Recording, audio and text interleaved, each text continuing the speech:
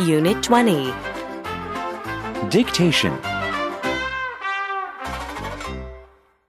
Listen and fill in the blanks.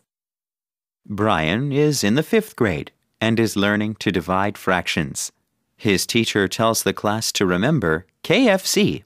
Keep the first fraction, flip the last fraction, and change the sign to multiply. In this year's math contest, Brian and another student are the last two competitors. When Brian hears the last question, he quickly thinks KFC and answers correctly. He becomes the math champion, and he brings KFC chicken for his classmates the next day.